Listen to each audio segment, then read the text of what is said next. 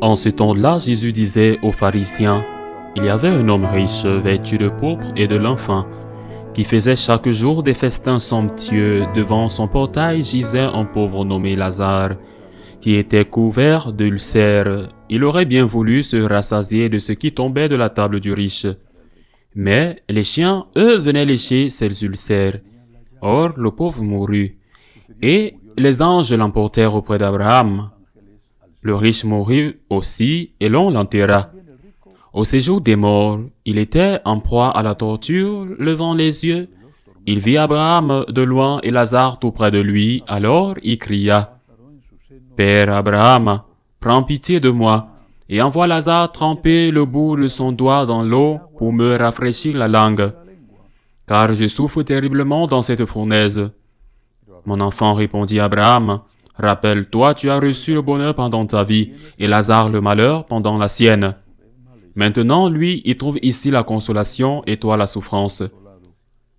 Et en plus de tout cela, un grand abîme a été établi entre vous et nous, pour que ceux qui voudraient passer vers nous ne le puissent pas, et que de là-bas non plus on ne traverse pas vers vous. » Le riche répliqua, « Eh bien, Père, je te prie d'envoyer Lazare dans la maison de mon père. En effet, j'ai 5 frères.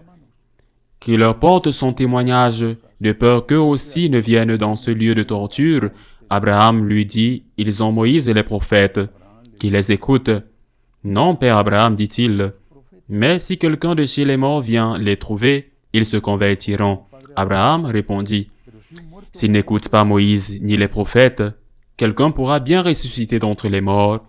Ils ne seront pas convaincus. » Acclamons la parole de Dieu. Cet évangile est plein d'enseignements, et peut-être que beaucoup n'aimeront pas ces enseignements, parce qu'ils ne sont pas à la mode. Premier enseignement. Premier, il y a le ciel, il y a l'enfer. Premier enseignement, le ciel existe, et l'enfer existe. Et l'enfer n'est pas vide, au moins il y a les démons. Et puis, il y en a d'autres. On ne sait pas qui c'est, mais il y en a d'autres. Deuxième enseignement, il y a une situation qui devient irréversible. On ne peut plus revenir en arrière, et cette situation se produit au moment de la mort. Jusqu'au moment de la mort, on a la possibilité de changer de vie. Certes, plus on avance dans la vie, plus il est difficile de se convertir, de changer, mais jusqu'au moment de la mort, on a la possibilité de changer de vie. Mais après, il n'y aura plus de possibilité. Jésus le dit dans cette parabole. Il y a un abîme entre le ciel et l'enfer et on ne peut pas passer d'un endroit à l'autre. Ce que vous faites dans cette vie, c'est ce qui va conditionner la vie éternelle pour vous. Il y a une relation entre votre comportement ici et le fait que vous allez faire ou vous allez être au paradis ou en enfer. Votre comportement n'est pas différent ou indifférent. Il n'y aura pas de paradis pour tout le monde. Je sais que c'est ce que beaucoup disent et je sais que beaucoup croient en l'enfer. Ils disent que l'enfer n'existe pas pour certains ou est vide. Et je sais que certaines personnes pensent même que même les démons sont au paradis. Mais ce n'est pas ce qu'enseigne Jésus. Ce n'est pas ce qu'il enseigne explicitement et ce n'est pas ce qu'il enseigne en racontant une parabole comme celle-ci. L'enfer existe et le paradis existe. Et ce que nous faisons dans cette vie est ce qui conditionnera la vie éternelle pour nous. Et au moment de la mort, l'opportunité de changer prendra fin. Et ce moment de la mort peut être précédé d'une agonie qui vous donne le temps de vous confesser, par exemple, de demander pardon, de laisser une aumône dans votre testament, parce que vous ne l'avez pas fait dans la vie, ou non, c'est-à-dire que le moment de la mort peut arriver soudainement, ou simplement parce que vous n'avez pas l'habitude de prier et d'examiner votre conscience. Même si cela n'arrive pas soudainement, vous n'envisagez pas La conversion est le changement.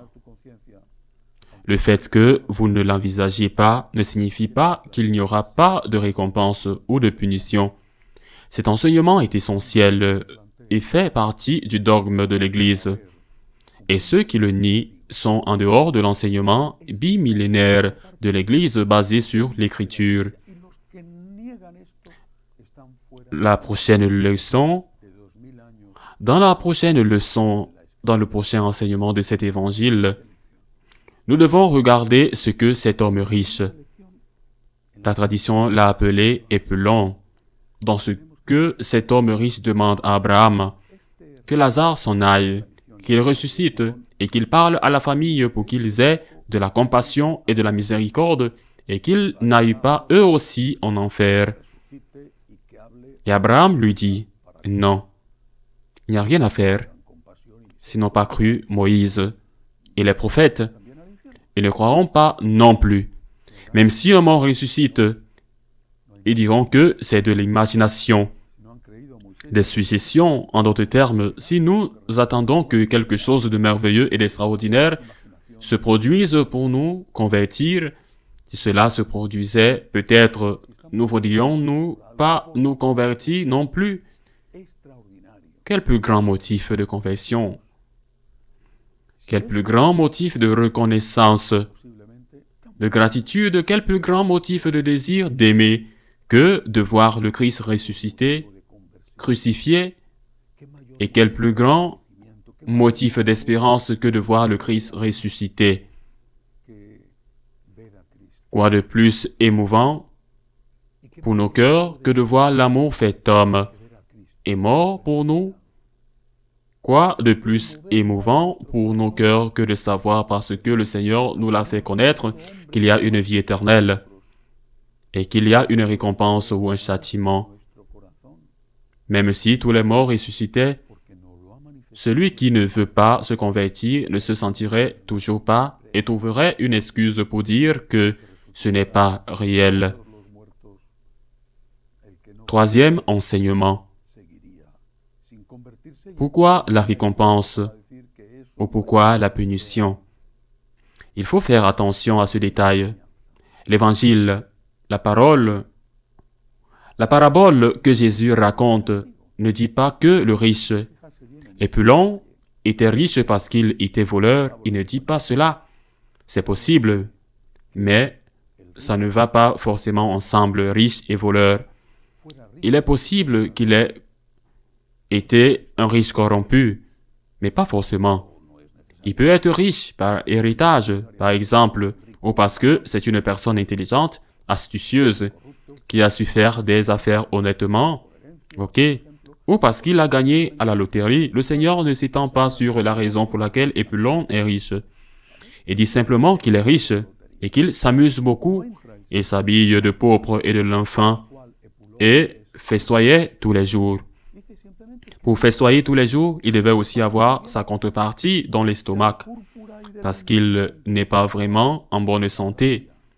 Cet Épulon, supposons que c'est un honnête homme riche qui a gagné honnêtement son argent, il ira en enfer. Ce n'est pas un voleur, ce n'est pas un corrompu, imaginons qu'il soit honnête. Il ira en enfer. Pourquoi? Parce qu'il n'a pas fait l'aumône. C'est l'enseignement. Jésus dira à une autre occasion, « Allez, maudit de mon Père, car j'ai eu faim, et vous ne m'avez pas donné à manger. » Il ne dit pas, « Allez, maudit de mon Père, car j'ai eu faim à cause de vous, parce que vous m'avez volé. J'ai eu faim, et vous ne m'avez pas donné à manger. » Il se peut que j'ai eu faim parce que vous m'avez volé ou parce que je suis né pauvre ou parce que j'ai fait une mauvaise affaire ou parce que quelqu'un d'autre m'a volé. Mais vous irez en enfer parce que j'ai eu faim. Et pouvant me nourrir, vous ne m'avez pas nourri. C'est très grave. Il y a quelques jours, j'ai fait remarquer que je suis frappé par la façon dont nous mettons l'accent sur certains enseignements de Jésus. Par exemple, sur le 6e commandement. Et nous faisons bien. Mais nous oublions d'autres enseignements du Christ. qui sont aussi des enseignements du même Maître divin. Le pardon de l'ennemi, par exemple, ou l'aumône, ce sont tous des enseignements du Christ. Et si nous, capables de partager, ne le faisons pas, nous serons jugés sévèrement. Le Seigneur veut nous sauver. C'est comme un bon professeur qui donne aux étudiants les questions de l'examen et les réponses. Regardez, je vais vous demander ceci, parce que je veux que vous réussissiez.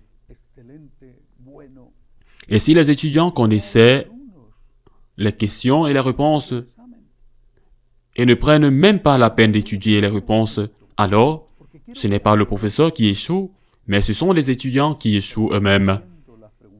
Jésus nous a donné les questions et l'examen. J'ai faim. Je suis seul. Je suis persécuté. Je suis calomnié. Qu'avez-vous fait?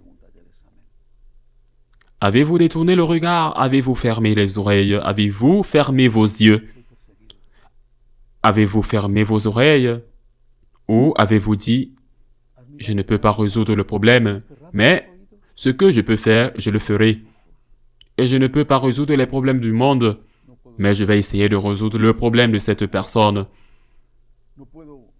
Je ne suis pas l'homme le plus riche du monde, et je ne crois même pas que l'homme le plus riche du monde puisse résoudre tous les problèmes de la faim dans le monde. Mais ce que je peux faire, je le ferai. C'est ce que Jésus nous enseigne. Et si nous ne le faisons pas, nous devons en payer les conséquences et c'est très grave. Et même si un mort se relevait d'entre les morts et nous donnait un choc terrible, nous ne le ferions même pas quand nous ne sommes pas capables de le faire pour l'amour de Jésus et ne serait-ce que pour cette raison, la peur d'aller en enfer. Ainsi soit-il.